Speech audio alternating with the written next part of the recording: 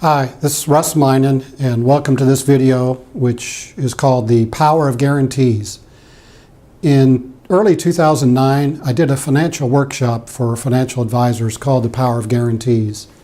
And if you remember what was happening at that point, the stock market in 2008 had just gone through a meltdown of nearly 40%. So people were looking for guarantees, and people still are looking for guarantees. Those people who were in the baby boom generation, which is myself, become very disenchanted with the stock market. So as you may know, I specialize in what I call safe money options, where the money is principal protected and contractually guaranteed to never go down in value, and also provide guaranteed lifetime income in a couple different ways. So I've got several things and concepts I'm going to talk about here, and I got some charts behind me. And we'll zoom in on those charts, and I'll be talking through these. Let's go to the first one, which is called the Flaw of Averages. Now, we've heard of the Law of Averages, but this is the Flaw of Averages. Just where when you hear the term average return in the market, that can be at best misinformed, but at worst misleading. Let's just take an example here of someone with $100,000, which doubles their money or earns 100%. So after 1 year, that $100,000 is now worth $200,000. So it had a 100% return. Let's say in year 2, here's your $200,000. It has a 50% loss that year. So you lose 50% of $200,000, you're back to where you started from at $100,000. So you earn 100%, you lost 50%. So what's the average rate of return? Simple math, 100 minus 50 is 50. Divided by 2 years, that's 25%. Now, do you think you've had an average return of 25% for these 2 years? Well, of course not. You're back to where you started from. You started at 100,000, you're back to 100,000. So the average return is 25%, but that's not real life. What you need to understand and ask people who are talking about average return, what's the annualized return? Well, the annualized return is 0. That means, what did you end up with compared to what you started with? Well, 0. You earned 0%. That's called an annualized return. So be careful when you hear of average returns from the market. Ask for what's the annualized return. So that's the flaw of averages. The next chart is, you hear some people talk about, well, I want to get back to even. I've had these losses in the market from 2000, 2001 and 2, or 2008. If I can just get back to even. Well, let's show an example here of someone who started with 100,000. Maybe they put it in the stock market in January of 2008. Well, the market had a loss of just about 40%. So if you had 100,000, you lost 40%. Your money now is worth $60,000. Well, what return or what percent return must be earned on this $60,000 to get back to even or get back to 100,000? Well, most people will say, well, if I just earn 40% again, I'm back to even. Well, that's not true. That's not right, because you have a lower number to start with. So if you want to get back to even, what must be earned is 66.7% on your 60,000 to get back to 100,000. So just because you earned 40% and you lost 40% the first year, you're not back to even. You need to earn much more than what you lost on a percentage basis to get back to even. And that's where that flaw of averages come in. The average return is misleading. And some people are just now barely getting back to even. I'm recording this in early June of 2013. People have had large losses in 2008. Some are just getting back to even or not quite. Well, here's another concept that is crucial to understand when you start taking income off of your portfolio. And that is, does the sequence of returns matter? What I mean by that is, let's take a number of years of returns and losses. Does the order of those returns matter when you want to accumulate money, does it matter what order those returns in? Can you mix them up or just flip them around? Does it matter what order? Will you end up with the same amount of money? And the answer is yes. So when you're accumulating money, does the sequence of return matter? And that means no, it doesn't. The order of return doesn't matter when you're just accumulating money. But what about when you're taking distributions from your money? Does the sequence of returns matter? Emphatically, yes. It really does matter. The sequence of returns matter. So, it doesn't matter during the accumulation of your money, but when you start taking money out of it, then it really does matter. We're going to show an example of just how that works. Now, I've got a chart here there's a lot of numbers on here, and I'm going to breeze through some of the numbers, but I want you to understand the concept of what I'm talking about here. What we've got here is different sample returns from someone age 65 through 89. Now, that's 25 years. I know it's a lot of years, a lot of numbers, but that these are just some sample gains. Say these are market gains: 12.8%, 23.5%, 26%, 3%, 13%, 3%, a negative 38%. I mean, a loss that year of 38%. That's in red. Then some more returns: 26%, 19%. You can see there's a number of different returns of the market, some pretty healthy returns. Back in the 80s and 90s, these were probably very close to true. And down here at the very end were some 3 consecutive years of losses. Those are in red. Minus 23%, a loss of 13%, a loss of 10%. So these are just sample returns. Well, now we're going to look at someone starts with $500,000. That's the starting point here. And what they're going to do is withdraw 5% of that, or $25,000. So 5% of $500,000 is $25,000. That's the first year withdrawal. And these withdrawals coming out every year are going to be increased by 3%. So that's the math. Here, someone's ready to retire at 65. They've got $500,000.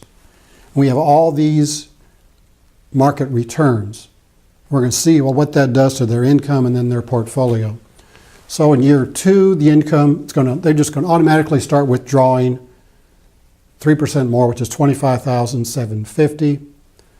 I skipped some years here, and this year the withdrawals coming out is $28,138. I skip a few more years just because it gets to be too many numbers. Here, it's down here about 10 years. Their income now is $32,619. And again, they're just taking withdrawals from their account. Well, their account's growing here, even though they're taking this money out every year. And every year there are withdrawals here. I just didn't write them all in. The account balance after 10 years has now gone up to $650,000 from $500,000. So the account balance is growing, and they're still taking these withdrawals every year. Let's look down here. When they're age 83, the income now has gone up to $45,153. And the account balance is over $2 million. So obviously they're getting income every year here. Let's look down at age 89. This withdrawal is $50,820. And the account balance is at $1.6 million. So they're doing fine. They've had, I believe, if you added all these up, I believe it's over 900,000 withdrawals. And their account balance is now $1.6 million. And that's with these gains in the market and then a few losses. So you can see this person did just fine. So if you remember, I talked about the sequence of returns. That's important. What I'm going to do on the next page, I'm just going to flip these returns around. So the returns that were the last return, on the next page I'll show you, it's the first return, and the next to last is the second year. So they're just the same returns, they're just in reverse order, if that makes sense. We're going to still take withdrawals. We're going to see what flipping these returns does to the account balance and the income. Well, if you remember, the later years on the other example are now the first returns, and actually the losses then become first. It's all the same returns, are just in reverse order. We're still going to start with $500,000. And we're going to start taking out $25,000 a year and increase that every year by 3%. So $25,000 withdrawal, and then that brings the account balance down to $426,000. The next year the withdrawal is $25,750. And again, this is someone who's retired and they're taking money out of their stock and bond portfolio. And these are the sample returns. So we have 3 years of losses here, minus 10%, minus 13%, minus 23%. Again, the same returns from the other page, just flip the order. The last returns on the first example are now the first returns, and vice versa. So we get down here about 5 years in. The income now has gone up to $28,138, but the account balance is now $251,000, so it's dropped in half. We're still taking withdrawals, and here it's about year 10. $31,669 is the withdrawal amount. The account balance is now $201,000. We'll get here in about year 15. The withdrawal is $35,644. The account balance is now down to $131,000. So it's heading south. We get down here in the late 70s, early 80s. The withdrawal is $40,118. The account balance is now down to $71,000. Can you see what's happening here? And then this last withdrawal, $36,923, and that depletes the account balance. So what's happened is they have run out of money and they've run out of income. Well, you might be thinking, how can that be when the returns are exactly the same? The key is here, there are losses in the early years. If you're taking a withdrawal from your portfolio, stock and bond portfolio, and you have losses in the early years, first, second, third year, your account's going to be doomed for failure because you never can make up those losses in the long run. You never get to a lot of these great returns down here, or even these great high returns here in the 20s and 30s don't really matter because your account balance has gotten so small. So that's the key, is the sequence of returns. If you retire now and have losses early in your withdrawals, in your withdrawal sequence, you're at great risk of running out of money and therefore running out of income because you have no safety net on a stock bond portfolio. You run out of money, you run out of income. So that's what I can show people, what they can do to guarantee they'll never run out of income, even if they run out of money. By the way, the average returns on both of these, the average return, if you just did the average, was 8.03% on both of them. It doesn't matter what order the returns come, the average return is 8.03%. You would think if someone would tell you if you had your money in a stock bond portfolio and your average return would be 8%, that you'd be safe and start taking a withdrawal of 5% and increase it by 3% a year. But it doesn't work that way. So you have to be careful. It's crucial to not have losses early in a withdrawal from a stock portfolio, although you don't have control of that. Let me show you how I can help with that. Well, guaranteed lifetime income, there are only 3 ways to do that, and that's through Social Security, pensions, and annuities. Social Security, we all get those Social Security statements. I get mine. I have one here from last year that even says from the Social Security Department that the law governing benefit amounts may change because by the year 2036, the payroll taxes collected will be enough to pay only about 77% of scheduled benefits. That's the government telling you that. So how safe is Social Security? Well, I think it's going to be here in one form or another. Pensions, if you're lucky to have one, congratulations. Not many people have pensions. They have 401ks. But the only third way to guarantee lifetime income is through an annuity, and there are 2 types of annuities that I specialize in, that I help people with every day to guarantee a lifetime income for their money, for their retirement money, their 401k money, and just other money they may have. Well, let's look at the first of those 2 ways. The first is called an immediate annuity, where you would actually give the insurance company a lump sum of money. They will guarantee you a monthly income check for as long as your life or joint life for you and your spouse. You lose your liquidity of that money, but you get the guarantee and a contract from the insurance company of a monthly income for life. Here's just an example of a husband and wife, a male age 74, female age 74.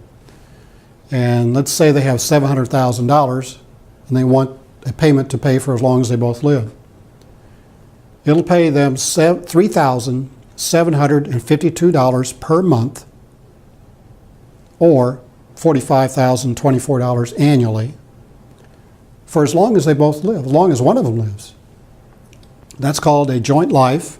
And what we've put on here is a 16 years certain, that in case they both died early, say they both die after 5 years, this contract will continue to pay $37.52 per month for another 11 years, because it pays 16 years guaranteed, but will pay for as long as one of them lives. If one of them lives to age 110, well, it's going to pay $37.52 as long as one of them is living.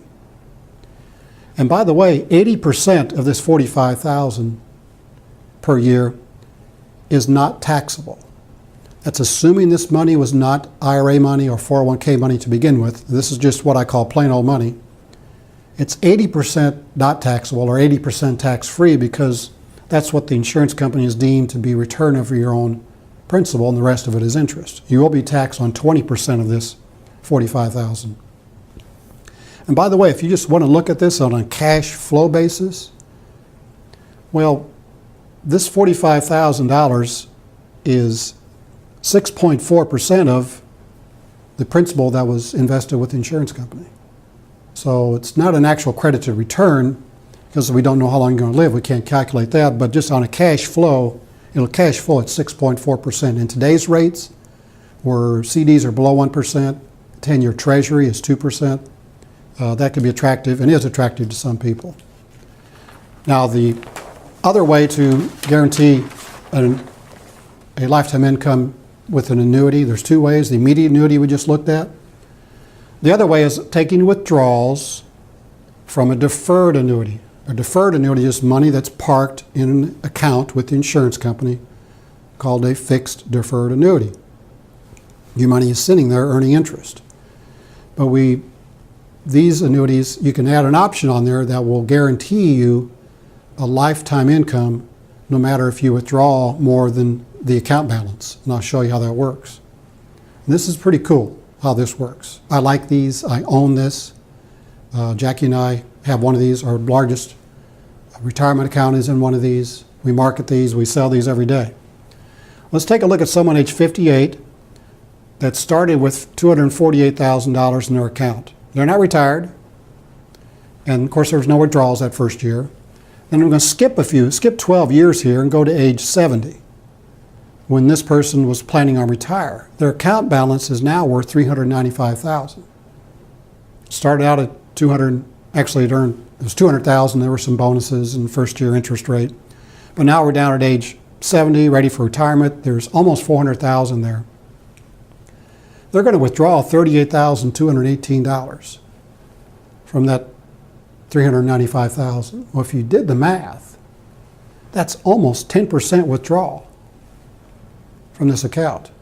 And I can tell you, I know that this account will probably earn around, is and has been and probably will earn about 2% a year.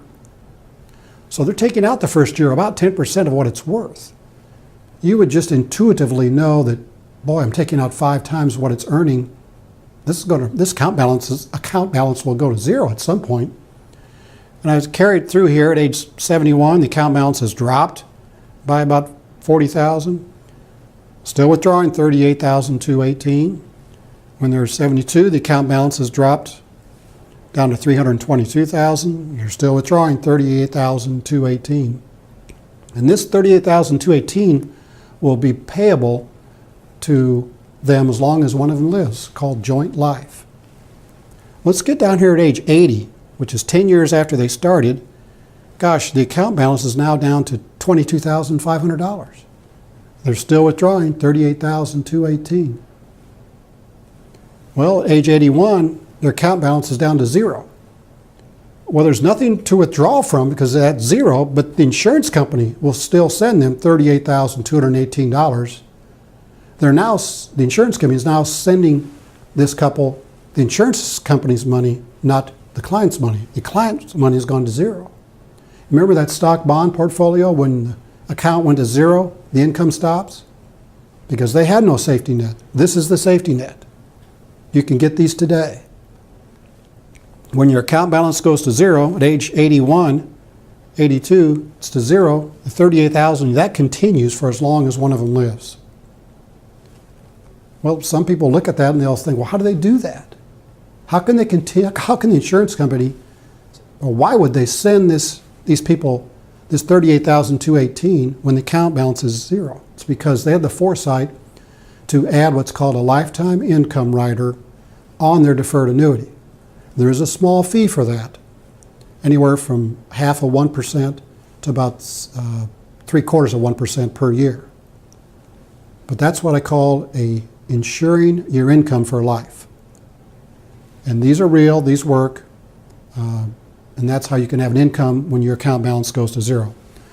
So that's the power of guarantees. You can have a guarantee of your principal, a guarantee of your interest, a guarantee that you'll never run out of income through use of the proper annuity contract. I specialize in those.